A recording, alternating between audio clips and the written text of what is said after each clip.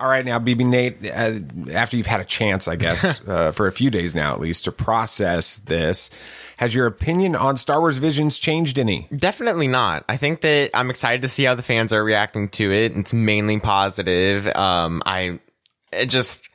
I'm excited to watch it again. I'm going to watch it again at some point. No, my opinion has not changed on it one bit. All right, cool. What about you, Samuel the Hutt? Yeah, I'd have to agree. I mean, I only like it more now that I think about it, but I'm with Nate. I want to watch it again. It was that good. Yeah. Okay. What about you? Well, I've had a chance to watch TO-B1 again today, and I love it even more than the first time that we saw it. And we're going to look at that crazy short, along with a preview of Venom, Let There Be Carnage, and our review of What If Thor Were an Only Child.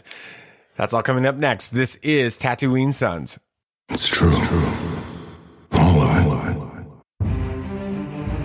What is the name of the porg on the Millennium Falcon? Force is strong in my family.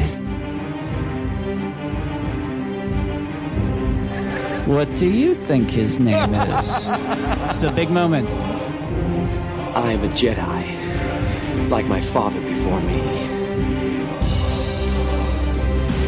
Maybe Turbis? Do or do not. There is no try.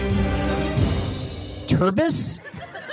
Pablo, if you're listening to this live stream, that porg's name is now Turbis. It's a good Star Wars name. We're not done yet.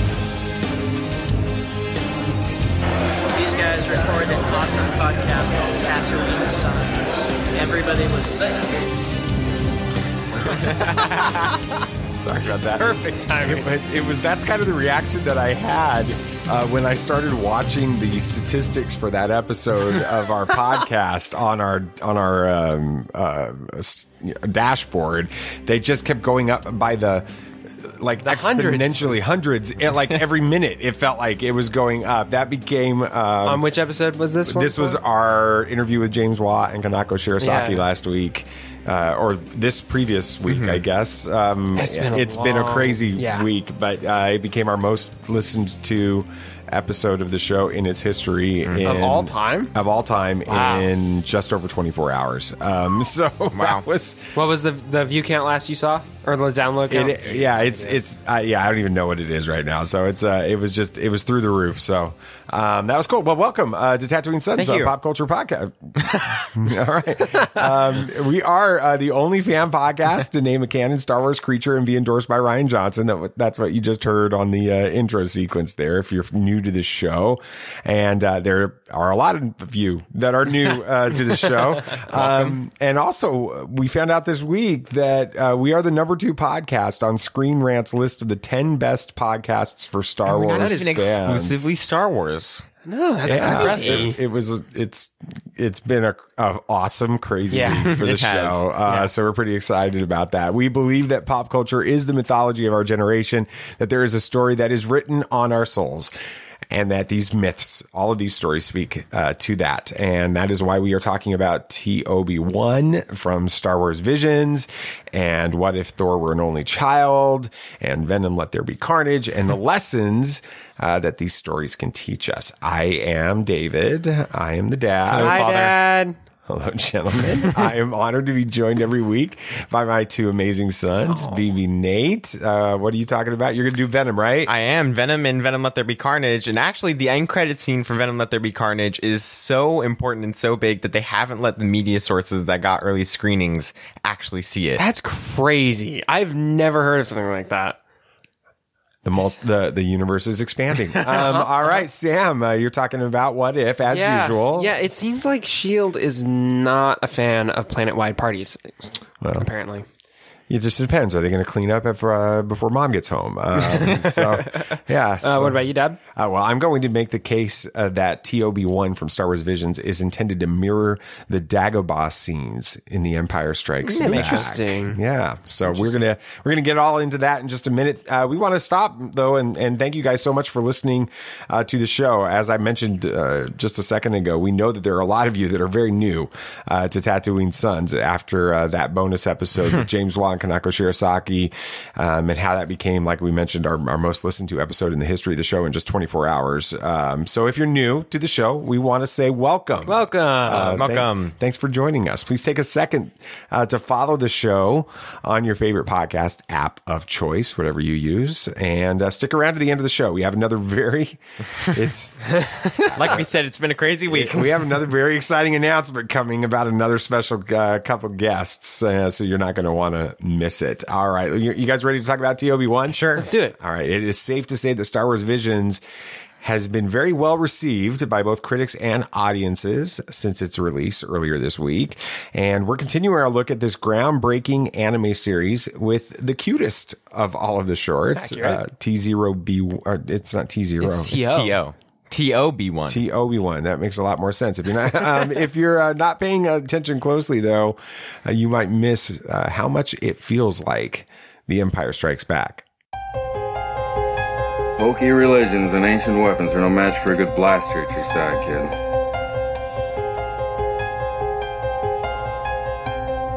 Rebellions are built on hope. Force is with me, and I am with the Force.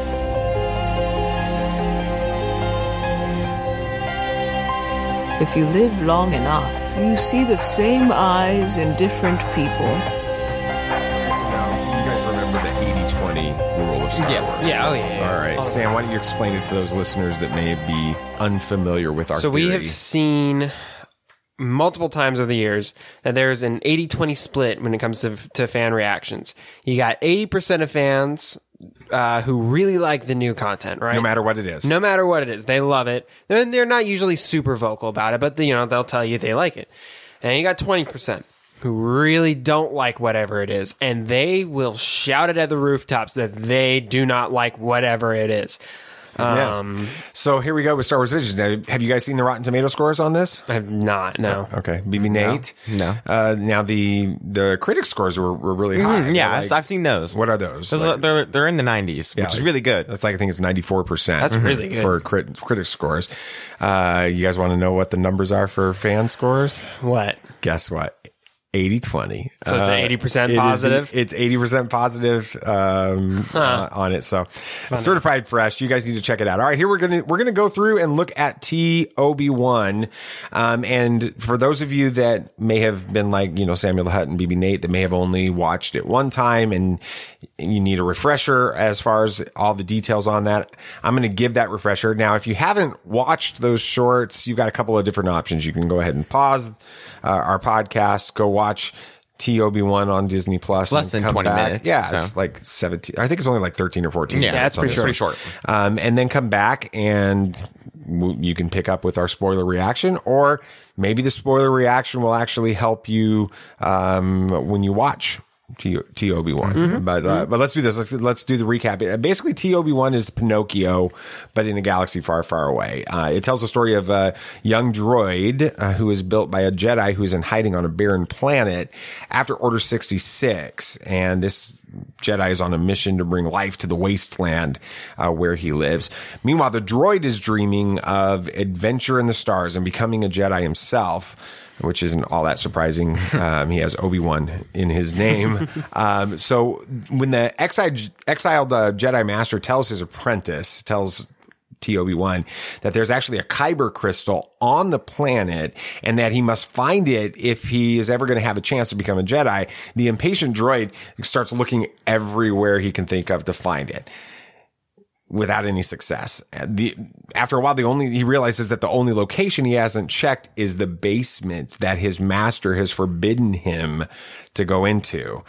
And so in this moment, TO-B1's desire overtakes his obedience, and he finds, when he goes into the basement, he finds the Jedi's starship. But he gets all excited about it. TO-B1 starts pressing a bunch of buttons, and now the Empire is notified of the location of this Jedi Master. When the Master finally reveals who he truly is to TO-B1, he sends the droid into hiding while he confronts the Empire and is then killed. And then after some time, TO-B1, he emerges from the hiding. He sees the destruction that his choices have brought, including the death of his master. He then vows to continue his master's work of bringing life to the dead planet that he's on. He's successful at it, and then a secret is unlocked. TO-B1 literally has a heart of Kyber, mimicking the strongest stars. Sure, yeah. From Rogue One, he talks about that. He then uses it to reconstruct his master's lightsaber. That again signals the Inquisitor, who returns to investigate and finds TO-B1. They battle. TO-B1 is clearly outmatched until he's visited by his master's Force ghost, who reveals his true name, Toby, and then knights his Padawan as an official Jedi Knight. TO-B1 or Toby re-engages the Inquisitor, defeats him with the power of the Force, and vows to take his master's mission to other barren planets, because that's what Jedi do, is the way that the episode ends. So now that we are all on the same page with this, give us a rating on a scale of 1 to 10 Kyber crystals. We'll start with you, Nathan. What did you think about this episode? I'd give it a 7 or an 8. It was really good. It was a breath of fresh air from all the other really dark shorts that they had. And yes, it kind of got really dark towards the end there really fast, but I like the end. It was very hopeful. It's what Star Wars is and what Star Wars is supposed to be. So awesome. Yeah, I'd probably give it a 7 just because it's not my favorite, but it is a good episode with a good story behind it too. And it's cute and fun. Everything you really want from Star Wars. Yeah. Awesome. I would say, that same 7. I'll go 7.5. I'll split the difference. There we go. Between the two of you. I really do like this story. I know I reacted really heavily to it. I think you're going to like this story even more after we talk through some of this. There are a lot of ties into the other Star Wars, stuff on there. I mean, there's one that's really obvious there with the master. Right. I mean, the master says as he's, hiding Toby, I am one with the Force and the Force is with me. I mean, a clear link to Chirrut and things. And then later on, we see the Inquisitors show up in that TIE Reaper, which is also from Rogue One. So there's a lot of Rogue One references in it too. Yeah, absolutely. What have you thought of, Nate? You're a big Rebels fan. Did you see the Rebel stuff in there? I mean, maybe. I mean, there, of course, you had an Inquisitor, which was really... He was a cool looking Inquisitor. You had the TIE Advanced, which is tying into Rebels as well. That one showed up at the Empire Day episode, right? Mm-hmm. Yeah. And then you had Mitaka's lightsaber. Yeah, when he hands the lightsaber to TO-B1, it's divided in two, like Kanan would when he was hiding it. So it's kind of a lot like Kanan's, and a nod to that. Also a lot like Ezra's at the end of Rebels. So. Exactly. Good point. Yeah, lots of ties there. The plan. Did you guys realize how much it resembled Tatooine? Yeah, just a little bit whiter. I mean, even Master Mitaka's homestead his hut looks just like Lars' homestead, right? Yeah, from Tatooine, and then his ship.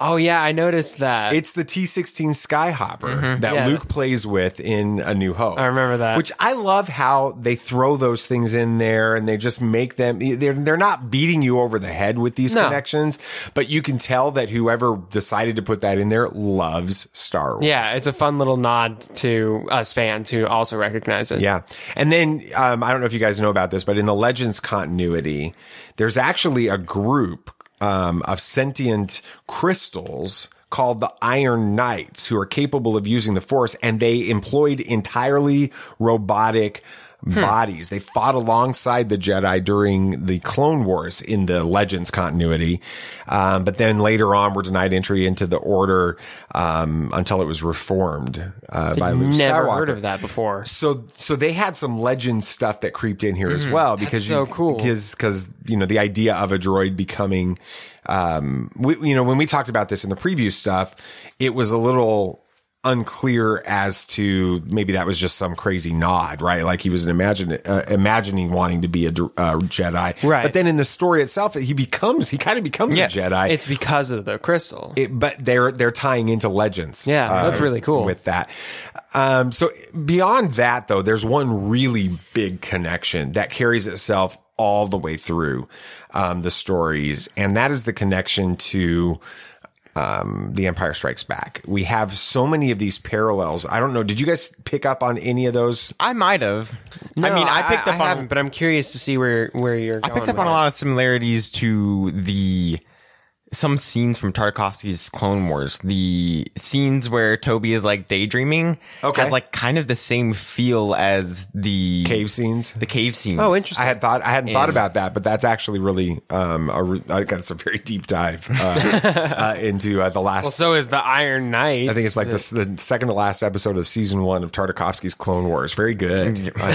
What's really sad is that I knew that off the top of my head. Okay. Yeah. We're all very sad. Yeah. That's awesome. So you've got a lot of I see a lot of Yoda in Master Mitaka. Yes. So Okay. Yoda in The Empire Strikes Back, he has this famous, the entire interaction between he and Luke Skywalker on there mirrors a lot of the interaction between Master Mitaka and TO-B1. In The Empire Strikes Back, of course, Yoda has the famous line where he says he's talking to the Force Ghost of Obi-Wan in this because Luke is brash and impatient, and this is when he's actually revealing himself to being the Jedi Master Yoda to Luke. And he says, all his life he has looked away to the future, to the horizon, never his mind on where he was, what he was doing. There's this moment in this when Master Mitaka is having a conversation with TO-B1 about him wanting to be a Jedi and go off into the stars. And he says, when it comes to the future, you see there is the distant, but also the immediate. He's talking about kind of looking into the future, looking away. That's like a direct mirror. It feels a lot like that. There's others though. Yoda in The Empire Strikes Back, he says he's kind of criticizing Luke at this point. He's like adventure, excitement. I'm not even going to try to do it in the Yoda voice. There's a part of me that wants to. Do it. Come on. Go there. Adventure, excitement. A Jedi craves not these things. That was pretty good. It was a little. It's like Yoda on a sick day. I've been podcasting a lot this week, so I've lost. It was pretty good. It was good. Mitaka in this says adventure, excitement. I'm afraid that being a Jedi is not as glamorous as it is in your dreams. That's crazy. I feel like this episode made references to the other Star Wars movies way more than any of the other movies. Yeah, it could be. Yeah, I agree. This felt like a love letter to Star Wars. Yeah, in which a lot most of of them ways. were. And then, of course, Yoda, for my ally is the Force, and a powerful ally it is. Life creates it, makes it grow. Its energy surrounds us and binds us. Luminous beings. I mean, this is such a famous line. It is. Luminous beings, we, not this crude matter. You must feel the Force around you.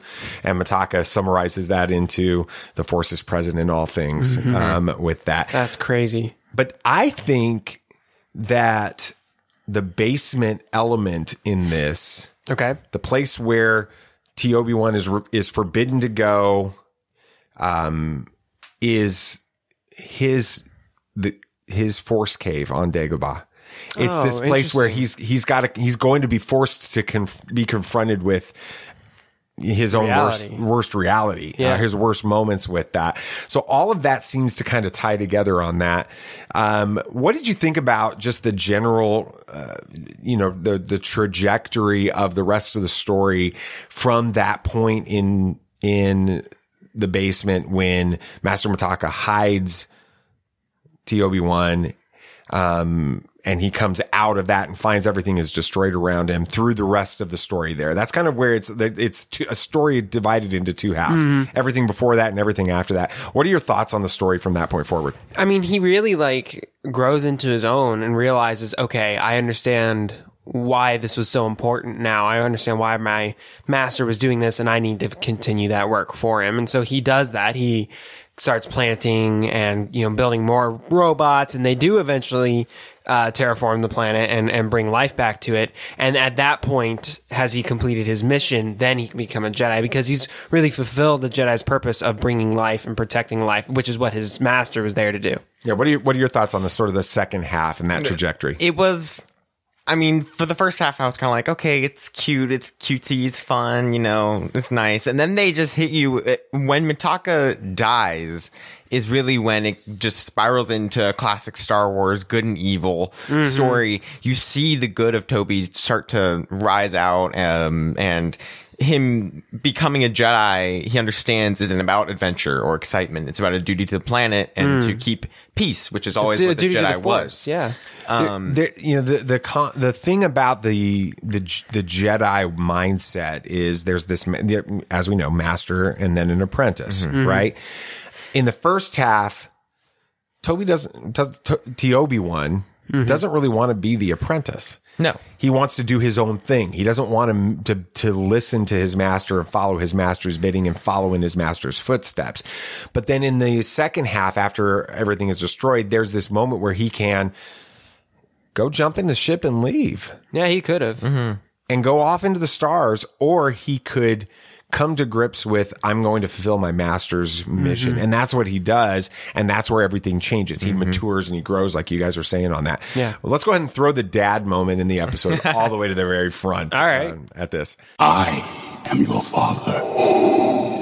For me, the most powerful moment in this entire short is when TO-B1 is taken into the netherworld of the Force to meet with Master Mataka's Force Ghost. Mataka's first words are, don't be afraid, don't worry, you're prepared for this fight. There isn't any judgment, even though TO-B1's failure to obey his master ended his master's life. Yeah.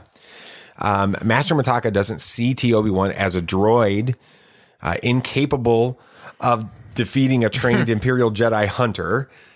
He sees him as TO-B, Jedi Knight. TO-B isn't defined in this story by his mistakes. He's actually released into becoming the warrior he always dreamed of being. And so as a dad, my hope is that my interactions with you guys is to be able to do the same thing, where you're not defined by mistakes and failures, that the greatest teacher failure is, like Yoda says, and that I can come alongside you and help release you guys into your future instead of helping you guys being stuck in the past with that. Dang. So, all right. Where are we at in the show now? Why don't we do this? We're going to have some bad news coming up. We've got more clickbait articles here. George Lucas's ex-wife is not happy with a lot of Star Wars, so we're going to talk about that. What else? There's a leaked image of Professor Xavier that seems to confirm that he's in the multiverse of madness, or maybe not. And BB Nate, this one you sent to me 4 or 5 days ago. WB has decided to restore the Snyderverse. We're going to show why all of those are clickbait. Shoot, Star Wars, Marvel, DC, and... You got one? What is it? Minecraft. Okay. Fans. Cool. They do have Minecraft. They do. Oh, good.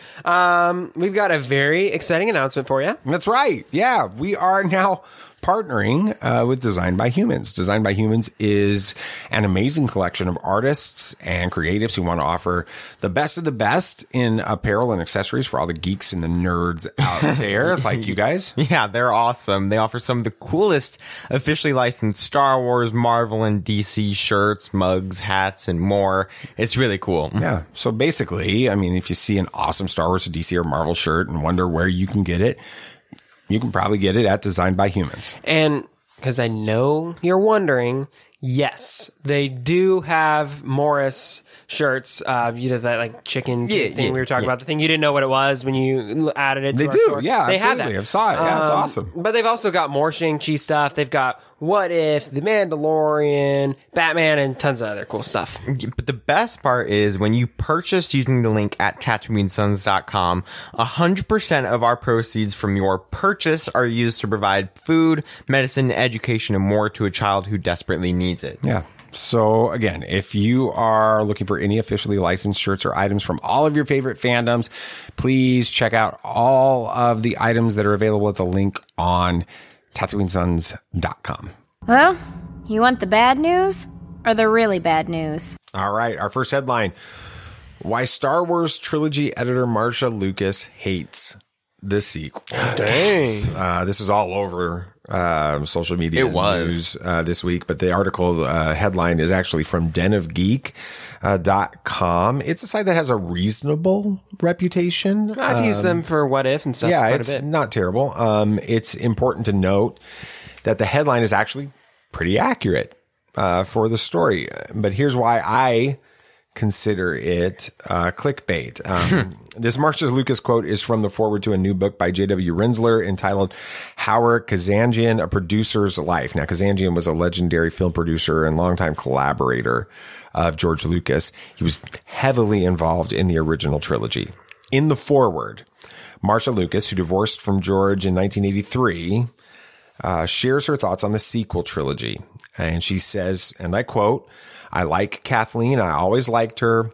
She was full of beans." I'm not quite sure what that means. Is that a positive term? I think so, maybe. Anyway, she was really smart and really bright, really wonderful woman. And I liked her husband, Frank. I liked them a lot. Now that she's running Lucasfilm and making movies, it seems to me that Kathy Kennedy and J.J. Abrams don't have a clue about Star Wars. They don't get it. And J.J. Abrams is writing these stories. When I saw that movie where they kill Han Solo, I was furious. I was furious when they killed Han Solo.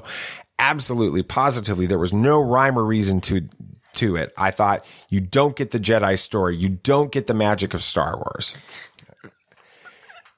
Okay, here's what the article fails to mention. Marcia Lucas has been equally critical of the prequel trilogy, which was written and directed by George Lucas, which he's the one that gets to tell the story. It's his story with it. In fact, after seeing The Phantom Menace, she says she sat in the car and cried because it was so horrible. She was so devastated by it. First of all, I want to say, I'm just going to throw this in there. This is commentary now. I noticed that Marcia Lucas says a lot about Kathleen Kennedy and J.J. Abrams, but she didn't say anything negative about Ryan Johnson. Anyway, the other thing, though, is Marcia Lucas is entitled to have an opinion. Yes. And she's entitled to share it. Yeah. But this headline, it's carefully crafted to just capitalize on sequel trilogy controversy. And that's why, while the story is accurate, the headline is clickbait, so I'm going to give it a clickbait level of 5. All right. Yeah. Breaking news. Leaked image of Professor Xavier in Doctor Strange in the Multiverse of Madness confirms Patrick Stewart's return. This headline is from the Illuminati. We've mentioned them a few times before. Reasonable. The article discusses a leaked image from pre-visualization of Doctor Strange in the Multiverse of Madness. This image is not a leak of Patrick Stewart as Professor X in the new Doctor Strange film. It is an image claiming to be a digital mock-up of Professor X that the leaker claims is from the previs stage of the production on the film. The headline is clickbait because it makes the reader believe that an actual image of Professor X from the film has been leaked, which isn't at all true. This is why I think it needs a clickbait level 8. Thanks. Alrighty. Got up there. Can you beat that one? Probably. Guys, big news. Okay. Warner Brothers has officially decided to restore the Snyderverse. No way. I know. And we didn't even have to wait 3 years. This, right? I'm so excited. This is coming from decoding.in. First of us, none of us have ever heard of the website decoding.in, but the headline is purely clickbait. They link to another article by geekocitymag.com, which again, I've never even heard of, which speculates that the positive Blu-ray numbers for Zack Snyder's Justice League will lead to the continuation of the Snyderverse. The headline is stating as fact something that is completely speculation. I'm going to give this a 10. Easy. Because there's no truth in any of it. Not at all. It's linking to a person who is speculating about something. And it was all over social media. Everybody was buying into it. Restore the headline worked. It's happening. No, but it's a lie. Oh, it is. Right, anyway. But it did what it was intended to do. Okay. All right. Samuel the Hutt. Let's talk about What If. Yeah. This episode certainly had a very different tone from any of the previous episodes. Thor is a frat boy. Loki is tall and blue and also best bros with Thor. And Darcy gets hitched to Howard the Duck by an Elvis impersonator. That's all coming up next. Welcome to Vegas. What happens in Vegas needs to stay there. All right. Be on your guard. There are older and fouler things than orcs in the deep places of the world. All right, then, keep your secrets.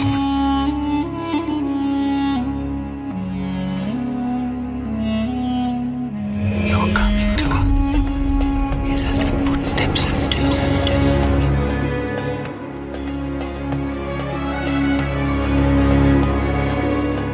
There are many magic rings in this world, Bilbo Baggins, and none of them should be used lightly. I heard, one of the articles said that Howard the Duck's becoming like the Phil Coulson of the new MCU. Like he's just like he's like the cameo that just shows up in everything. So how does Clark Gregg feel about that? You know? Well, his character's dead, so they can't really bring him in. Isn't he played by Seth Green? I think he is. Yeah, I don't know who that is, though. The name. Oh, you would recognize him. Okay. So, absolutely. But yeah, he's showing up everywhere. All right. Before we get started, rating on a scale of 1 to 10, magical self-filling ales. All right. Let's have you go first, Nathan. A 5. Ooh. I really don't know. This episode did not do it for me. All right. It was fun. But I really think that's all it had going for it. And no offense to anybody. It's just, it kind of felt... I mean, the Doctor Strange episode is my favorite episode of What If because of how dark and tragic it was. And it really told... Because it's the polar opposite. It's the polar opposite of what we see from Marvel on most occasions. It was a breath of fresh air from everything else that Marvel has done. This one kind of felt like it was going back to those roots, which was fine. But what about you, Dad? I'm going to give it a 6. Okay. I think, A.C. Bradley, the writer, tweeted about how she intentionally wanted to go sort of light and fun after zombies and the death of the entire Avengers. And freaking Iron Man getting killed 4 weeks in a row. Iron Man getting killed again and everything else.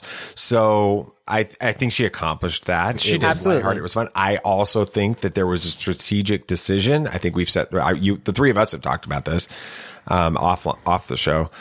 A strategic decision to let that one be the episode that came out at the same day as Star Wars Visions, because Star Wars Visions was going to get all of the publicity, the talk and everything else, and that's fine. It worked out. It did just fine. Yeah. So the main what if of this week's episode was what if Thor and Loki weren't raised as brothers? That's the MacGuffin. Loki was returned to the Frost Giants and raised as one of them. This causes Loki to become very different from the Loki that we know.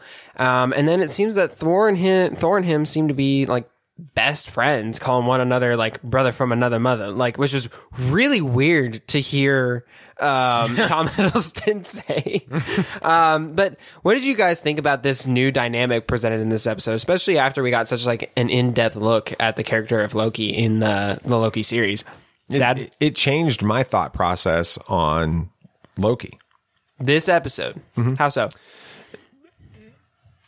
He's not just the narcissistic god of mischief of the films. Mm-hmm. He had such a positive impact, not just on Thor, but that whole, all of Asgard in the way that they played out. We'll talk about it, I'm sure, on the episode or on the conversation here. But I think that it really did change the way I thought about Loki, and then it makes Thor into a very, very different character. The relationship there is very interesting on this one. Yes, Nate, what do you think about this concept of how a brotherhood can be so strong that it could change the fate of the universe? Right? What do you think about that? It's interesting to think about, because brotherhood, of course, is important for us. We're brothers. Yeah, best friends. Onward was a huge deal to us because of the brotherhood. That was just a really great movie. But it showed how even if they weren't raised as brothers, they still were. It feels like an absolute point. Another one. They always will be at that point brothers, even if they were raised in different kind of areas. Well, I think you're onto something. But if you look later on in the episode, when Thor's asking for help to clean up his mess, Loki, his brother, is like, "I'm gonna dip." His words are, "I'm a brother from another mother," and he's getting and out so of there. He's not dealing with it. He's kind of like a fair weather brother, kind of. And it seems like, in real life, real brothers, sure, they butt heads. Like, because it seems like in this universe, Thor and Loki get along perfect, right? Real brothers butt heads all the time, probably. I mean, you and I, we don't always see eye to eye. But when push comes to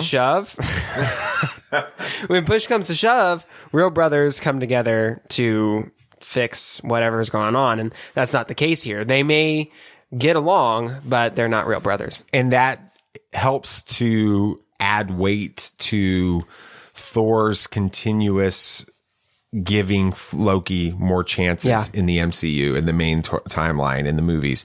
And then Loki's sacrifice for Thor at the beginning of Infinity War. They fought, they were against each other. They were always, Loki was always scheming against his bigger brother. Battled New York. But that's kind of how God's battle, I guess. I don't know. I mean, you got a point. Universe, so in the end, they did care about each other, and it really does change the story in my mind. And so while on the surface in this episode they may have seemed like better brothers, they really in the end weren't as good of brothers. Yeah.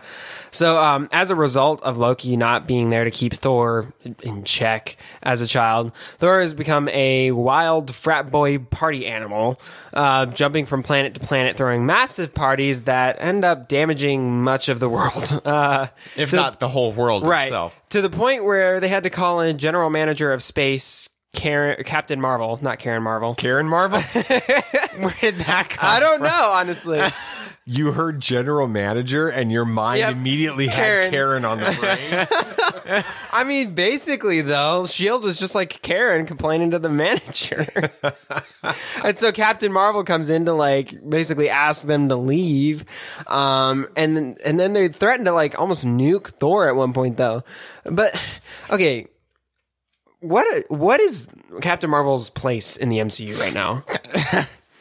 I don't know, kind of overseer of galactic affairs. Kind of just seems like it's a good title. The political in-between for everything that happens. I mean, you have Shang-Chi with the post-credit scene. She's basically just there to be like, oh yeah, the ring's called out to somebody. It's cool. And then just left. I mean, it just seems deal like, with another crisis. Yeah, it's so strange. I don't really understand. She just always seems like the MacGuffin to come out at the end to save everybody, especially in Endgame. Yeah, that's a good point. I don't think that Marvel Studios has truly wrapped their heads around what they want to do with Captain Marvel. Agreed. Yeah. I think Captain Marvel's got a great character in the comic books. In this one, she's just the really, really super powered being that they're going to bring in there when they need somebody to beat the tar out of somebody, and then she leaves again. And dips. Yeah. And that's not a fair presentation of Captain Marvel, from what I understand. And so I'm hoping, throughout Phase 4 and going forward, that we're getting more powerful characters and thus villains. Well, they're planning on using her more. You've got Miss Marvel series coming out in 2022. You've got the Marvels movie that's in production or in planning. So hopefully we'll get to see more of her in a more significant storyline versus just bring her in there to kick some butt and then send her away. But going back to Thor in this episode, you guys don't really seem to be huge fans of this episode, particularly the whole party theme of it. Why is that? I wasn't offended by the party. Well, I never theme. said offended. I never thought it was a bad idea. I was just waiting for it to get somewhere where it would start telling an actual deep character story, like every single other What If episode has done. That's fair. So it felt a little off. I don't know. Party Bro Thor was awesome. I mean, I like the character. But I just feel like the way that it was presented just felt really off from everything else. I don't like using this phrase, but if there has been a filler episode of What If, this was it. Yeah. It didn't feel like it had the weight of the other ones. The only important thing was the very, very end, and that's it. Yeah, we'll get there. But you were kind of talking about this earlier in the episode, Dad. Without Loki, it seems that the whole Asgardian mindset is flipped, right? After Odin lays down for his magic nap, Frigga changes her mood on a dime and says she's going to go on a trip with her girlfriends. And then, which is actually probably where Thor's party nature comes from. If his mom doesn't care, why should he? And even when Jane comes to tattle on Thor to his mom, she seems more upset that she has to cut her trip short than whatever Thor could be up to. So it's all about the party. Why do you think Loki's absence could have caused this shift in the mindset? Or was this always the mindset that the Asgardians had, and Loki being there forced them to be more serious? I feel like Loki was more of the party animal in the family. I think at least I gathered that. Okay. So maybe he was just partying enough for the whole family. And they probably just was like... Someone's got to get the work done. And since Loki was such a mischievous child for somebody to raise, they didn't really have time to party. They always had to have somebody watching. So while Odin sleeps, Frigga can't go to party because she has to keep an eye on Loki and Thor. So Dad, if you only had one kid, would you have enough time to go and party at that point? You know, this isn't a slight at anybody that doesn't have children or doesn't have more than one child. Okay. But because I know lots of people that are great parents raising great kids that only have one child. And that's fine. That's not what I'm saying. But they do say that you don't really become a parent until you've got more than one child. And so it changes you because you're dealing with more, the weight of everything is more significant. Your time is different. Everything changes with it. And I think the dynamic of the family changes along with that. And so it was interesting to see them play that out beyond just Thor being the only child. It affected the rest of the family and in the end affected all of Asgard. Yeah. Also, where's Hala during all of this? Yeah, okay, there was another plot hole. It was small, but it had huge implications. Okay, so Thor cleaned up. It's Hela, isn't it? It's Hala. Oh, okay. It's Hala. So Thor cleaned up all of the... I'm jumping ahead, but this has been bugging me a lot. Thor cleaned up the whole Earth in less than a day. Had to, because all the alien peoples helped out. Yeah, they helped out, right? And then he just left his hammer, which when he was calling out to everybody to help him, he had his hammer.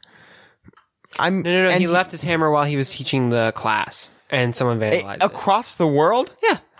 And it got vandalized. Yeah. After the party was over. Yeah. Okay. Anyway, but seriously, what do y'all think Hala's doing right now? I mean, we saw literally every other character. Probably like an internal party with this kind of a family. Well, and now I can't remember. She's been exiled, so she's not a part of this at the storyline. I forget how she showed up in Ragnarok. Yeah, I don't remember either right now. But. It's been a while. So then, at the end of the episode, the plot finally takes a step forward. Not only surprising us, but surprising the Watcher himself, actually. Suddenly, an Infinity Stone laden Vision Ultron thing steps through a portal with a bunch of drones. Why do you guys think this surprised the Watcher? He's never been caught off guard by anything, including what happened to Doctor Strange. Can I just say how much fun of a job it would be to be a Watcher? I mean, you just sit there all day just watching things like TV. I mean, it's kind of like that. No, I'm just joking. I mean, you can't. He feels bad, especially like when it goes wrong. He can't do anything about it. He's just forced to watch it. I think he was surprised by how powerful that being is. It's Ultron, the Infinity Stones, and Vision. That's like 10 times worse than Thanos. And it's pretty bad. I think why he was surprised is he now at that point knew he had to interfere. Mm-hmm. Because that Ultron probably already traveled timelines. Yeah. Because I don't think it originated there. That's what I'm thinking. Because the Infinity Stones were seen with Vision, but the Infinity Gauntlet had the Infinity Stones. And it's fake? It was fake, yeah. Okay. Like, it was fake. It was revealed to be fake in Ragnarok, too. Oh, that's right. Yeah, I think you're right, Nate. I think this Vision Ultron thing has jumped timelines, and the Watcher wasn't expecting it. And I like what you said, BB Nate, about this is the thing that causes him to have to start to interfere, because that's been the plot line throughout this entire series. I mean, he can't interfere. The intro is just that. Now he's going to have to interfere with it. That was a fun moment. That moment got me excited. Yeah. You think this is the final bad guy? What do we have? 2 more episodes? 2 more. Yeah. Absolutely. So the Watcher's going to create this Guardians of the Multiverse, and they're going to fight Infinity Ultron. Vision. Infinity Vision. Infinite Vision or something like that. Yeah. Or Ultron, whatever it is. All right, well, this episode may have been a disappointment to some. When you compare it to previous episodes of What If, I have a feeling that they put this episode here to give us a little bit of a break. These next couple episodes will likely be crazier and darker than anything we have seen previously. Yeah. BB Nate, what are we talking about in your movie moments? Well, there is just one new release for movies. Okay. That's it? And not much movie news either. It's been kind of a boring week. Well, as far as movies go. But not for this podcast. We'll talk about all that next. Hey, BB Nate, it's that part of the show where we talk about ratings and reviews. It really is. But we don't have any reviews. It really is. But, we don't have any reviews to read this week. Oh. But it's fine. It's fine. It's been a really good run. Yes. Okay, that's true. Samuel the Hutt, why don't you explain why we ask for reviews every week? Yeah, reviews are podcast word of mouth. When someone sees a positive review, especially a review that goes into really specific reasons why someone loves the show, it helps others decide whether to give us a listen or not. Yeah, it's not really any different than when someone tells a friend that they need to go watch a movie or a TV show and why. The podcast or that suggestion to listen to the podcast is really all the encouragement that someone needs. Exactly. So if you really do enjoy Tatooine Sons, one of the best ways you can help us out is to give a review at podchaser.com/Tatooine Sons. Yeah, and remember, you can rate and review more than just the show. You can also review individual episodes. So if you've already given us a review before on Podchaser, you can do it again on this episode. Yeah, and as we mentioned, if you give us a review, we'll make Actually, we didn't mention it. We didn't I forgot to mention it. But we so can why mention don't you it mention now. it? Exactly. If you give us a review, we'll make a donation in your honor to one child to help provide food, medicine, education, and more to a child who really needs it. Yeah. So please head on over to podchaser.com/Tatooine Sons and review this show. But I was going into Toshi Station to pick up some power converters. There was only one new movie release this week, and it was Dear Evan Hansen, rated PG-13 for thematic material involving suicide, brief strong language, and some suggestive references. Okay. I've heard it has great music, and it is adapted from a award-winning Broadway show, but it stands at a whopping 35% critic score on Rotten Tomatoes and a very strong 93% audience. That's really good. It's actually one of the most divided movies I have seen in a while, at least new. And it might just be why the audience is so high is there are just a small amount more than 50 reviews. Okay. So there's not much to go off of. Wait and see how that goes. Exactly. Wait and see. Now, in movie news, Shang-Chi is posed to eclipse Black Widow this weekend as the top grossing film of 2021. Now, Black Widow made $183.4 million in its theatrical run, and Shang-Chi has already made $181.8 million. Wow. Now, this is all domestic, not including worldwide, but F9, which is just a crazy movie. I forgot about that. I did too. Made $173 million. Okay. So... yeah, I'm expecting Shang-Chi is kind of the movie that we all expected it to be. It kind of brought theaters back, and I'm sure we're going to see that more with Dune. And next weekend will be interesting. Next weekend will be interesting. Yep. But the internet is buzzing with the announcement yesterday of the all-star voice cast for the animated Super Mario Bros. Movie set to release in December 2022. Now, before I mention who they are, what are y'all's thoughts on this voice cast? Some of the choices. Awesome, except why are we making this movie? Yeah, right? Why? It's Illumination, so it's going to be good. Okay, maybe it'll be great. I'm sure it'll be good, but we're having It has great voice cast. We're having Chris Pratt, of all people, to voice an Italian plumber as Mario. Anya Taylor-Joy as Princess Peach. Keegan-Michael Key as Toad. Not sure that's okay. You would recognize him. I know who it is. I'm not sure if that fits, but Seth Rogen as Donkey Kong and Jack Black as Bowser. What? I feel like they just went, we have all these stars. Now let's put them in the roles that fit the weirdest and just go with it. Yeah. And that's really what it feels like. We'll have to keep our eyes. But I'll still probably watch it just for the sake of it. So we're not really going to a movie this week because of family and travel and all this other stuff. Maybe we'll see Dear Evan Hansen before next Friday. Maybe, but we have a movie. We have a movie on Thursday that we're going to see. But before we get to that, Venom actually came out 3 years ago with mixed reactions. It was loved by most audience members, but it absolutely panned by critics. Like Dear Evan Hansen. Interesting. We will be going over some of the themes and points in the original Venom, and we will speculate, maybe responsibly, about Venom, Let There Be Carnage. Have you ever danced with the devil in the pale moonlight? Yeah, I can fly.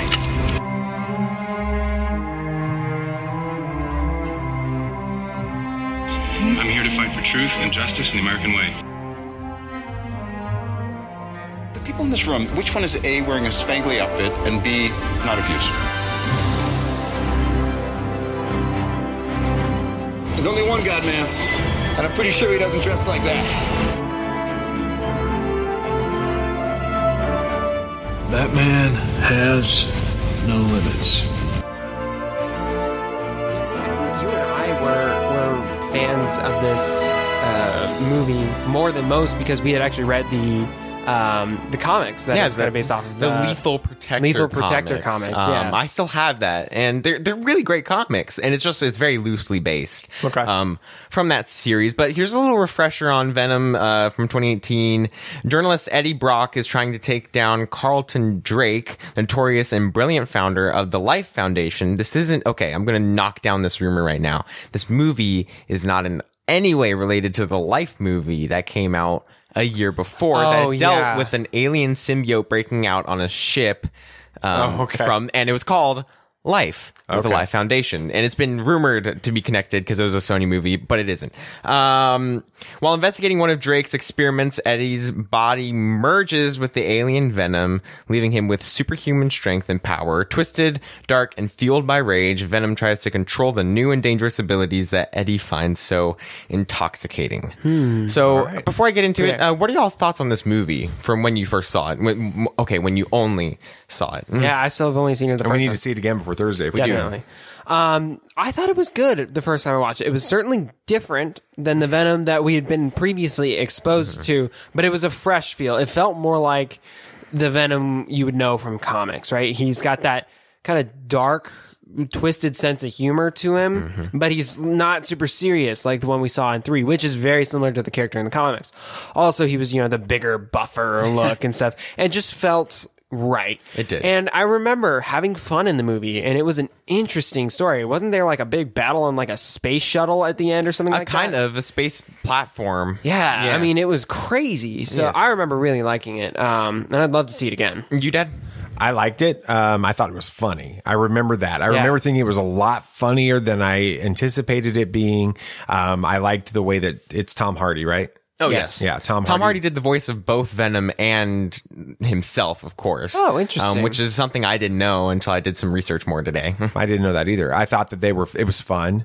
And that's actually a fun way to play the character because he is actually kind of arguing with himself. So that's kind of cool. I enjoyed it. I remember walking out of the theater remembering that the critics had panned it pretty badly and thinking it was a lot better than I expected it to be. So. Yes, same here. But there were some not so nice parts about this movie, at least not so funny. We dealt with medical experimentation. Now, this is a main theme throughout the entire movie. It sets up the bad guy and his motives. It also shows how far he will go to accomplish his goal, as misguided as it is. This sets up the villain in a way that we can hate him even more than Venom, who isn't a good guy himself. All in all, Eddie is a good guy with some anger problems, but the symbiote brings out those anger problems even more, which is a main part of the comics and this. Now, the symbiote that takes over Drake, Riot, brings out the parts we have already seen, the evil ones. Now, Carlton is a very evil man, but what did you guys think of Drake's character? Yeah, Drake is Bodhi, right? Yeah. Riz Ahmed. Yeah, okay. I remember he was so cynical and no, clinical is the word I'm looking for. Everything was just matter of fact. It's like, oh yeah, I'm doing this because that's what needs to be done. Experimenting on homeless people is completely fine. He had no moral compass whatsoever because he thought everything he was doing because he thought it was right. Also, the Venom version of him, Riot, that's cool. It was really cool symbiote. But I do remember thinking he was a good villain. It was just so like shocking, all of the stuff that he was willing to do.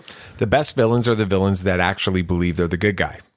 Yeah. And the Darth Vader, Anakin Skywalker storyline is that way, right? And it's the same way with Carlton Drake. He thinks what he's doing is right. It's good. It's going to accomplish the positive. It's Thanos.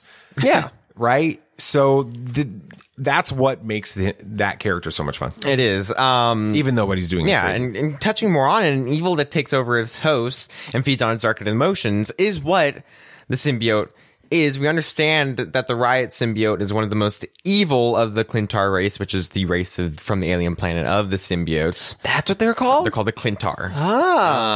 Venom is not know that. Venom is normally an outcast from that race because he tries to bond with the host and not consume it fully. This is where we see the difference between the symbiotes. Riot just wants to control like Drake does. Drake just wants to be evil and control everything, and so that Riot is able to bond to him well. And Venom wants to exist with the host and learn things like Eddie does as a reporter. So Venom really is kind of a good guy? Yeah. What do you guys think about how Venom was portrayed in this movie compared to the so-so portrayal in Spider-Man 3? Do we tell the story? Yes, let's tell the story. Quickly, because we still need to discuss. But yes. Sam is 6 years old. He is a mega Spider-Man fan. Look, I showed up to this thing in my, muscle padded, Shazam padded Spider-Man costume. Yeah, I was ready. We're there for the IMAX viewing, first showing on Saturday morning after it comes out. We're in line because there's no reserved seating. We're in line like 45 minutes before it starts. And he is, without a doubt, the youngest person in this line.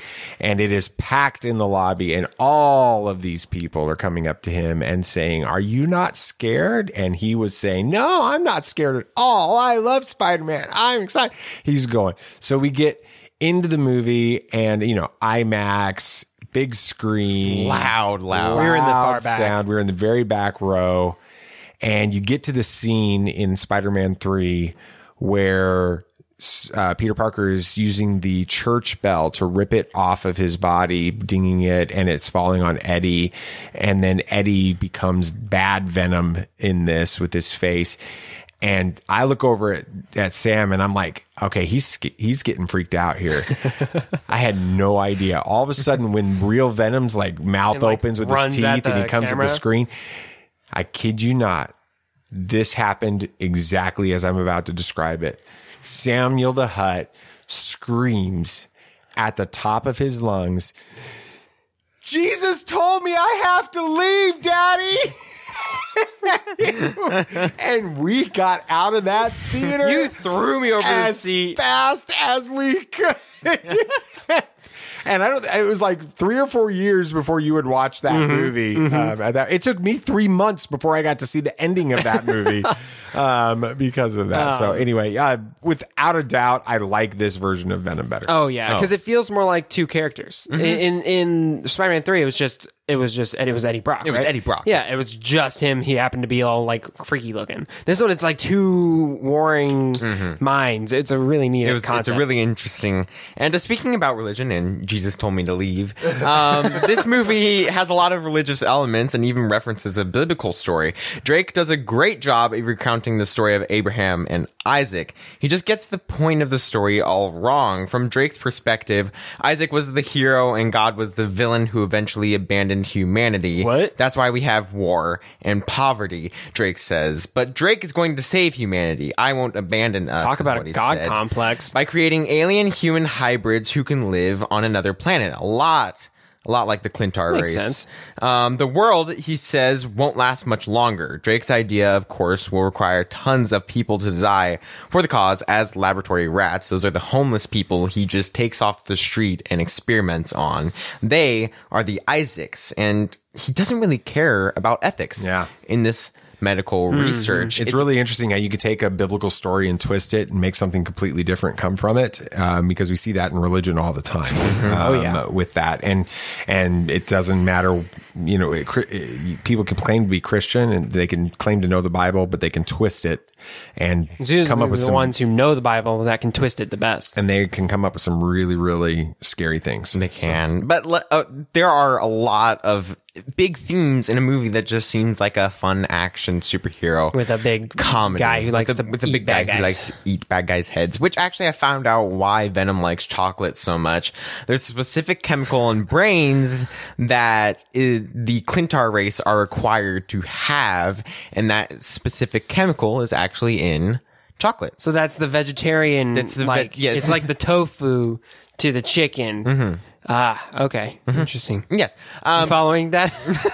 But let's go with the Venom Let There Be Carnage. It looks like, again, this movie will have a lot of influences from religion, with the final set piece being set in a church. Oh, really? And the name slightly referring to Let There Be Light with Let There Be Carnage. Yeah, I can see that.